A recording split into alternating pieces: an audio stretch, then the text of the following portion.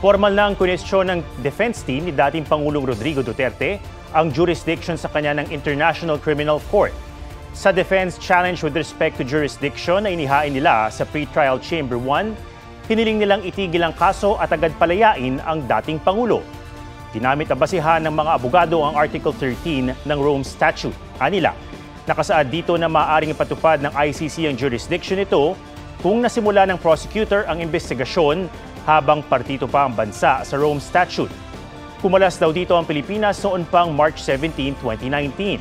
Pero 2021 na nang naaprubahan ng pretrial chamber ang hiling ng dating prosecutor para imbestigahan ang mga nangyayari sa Pilipinas. Nakapaloob din daw sa Article 12 ng Rome Statute na nangyayari lang ang exercise of jurisdiction kapag hukom o mga judge ang umaksyon at hindi ang prosecutor. Ayon naman sa National Union of People's Lawyers, ang grupong tumutulong sa ilang biktima ng drug war, bahagi ng ICC ang Office of the Prosecutor.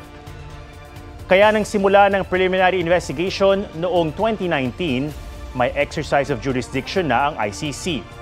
Umaasa silang hindi makukuha sa teknikalidad ang ICC. Kabilang pa sa mga argumentong inilatog ng kampo ni Duterte ang anilay sulat ni Pangulong Bongbong Marcos na nagpahiwatig na hindi dapat titisin si Duterte ng ICC dahil sa kawalan ng jurisdiction. Pero sabi ng Malacanang, kahit walang sulat, hindi makikialam ang gobyerno sa mandato ng ICC.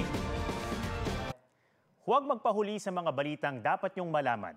Mag-subscribe na sa GMA Integrated News sa YouTube.